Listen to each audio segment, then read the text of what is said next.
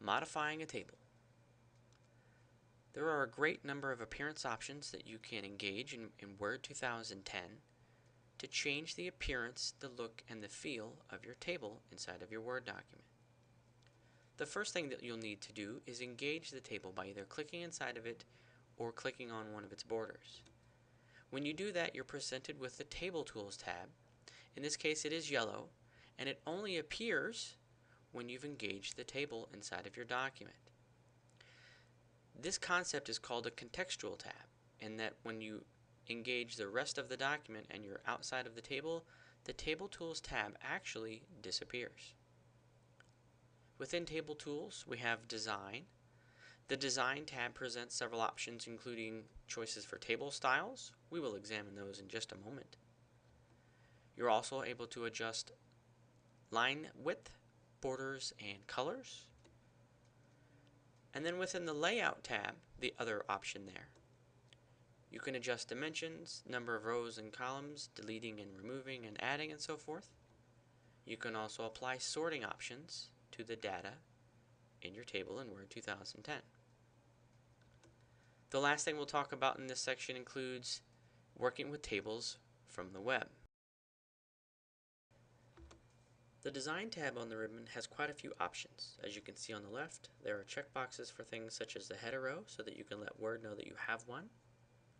There is the Table Styles area in the middle of this tab on the ribbon, and we will look at that in just a second in more detail. Further down at the end, you can see that you can apply different choices for shading and borders and colors, adjust the width and the design of your lines, and then the Draw Table and Eraser options at the end allow you to manually add and delete lines within your table. Let's engage the Table Styles drop-down and take a better look at it.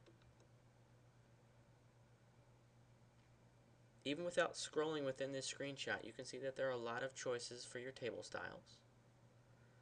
The nice thing is that this allows for quick formatting of a large table, which means that you can adjust the appearance of your table very quickly and then make smaller modifications if you need to.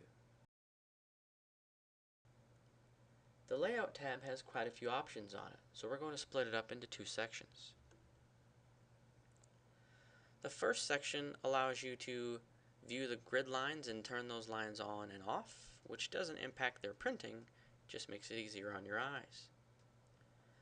The next section within there allows you to delete and insert rows and columns within your table inside of Word. Again, if you're familiar with Excel 2010, several of these options carry over from Excel, such as merging and splitting cells. As we continue into the next section of the ribbon, AutoFit is a popular option to get the table to fit the width of your Word document. You can manually adjust cell heights and widths here.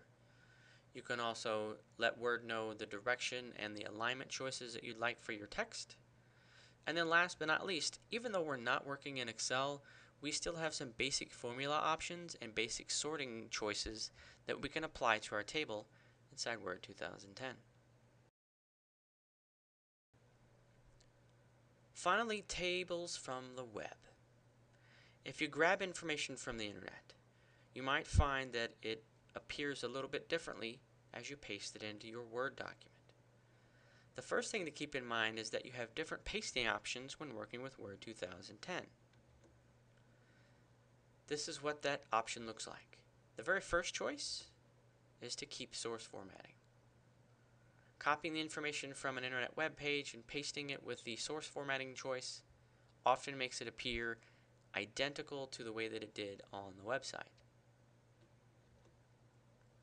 The second choice is to merge the formatting, and what that means is that the Word document will force its formatting options upon the data that is being pasted inside of it, and in this case we get more of a hyperlink look to the informational links within this table that we have.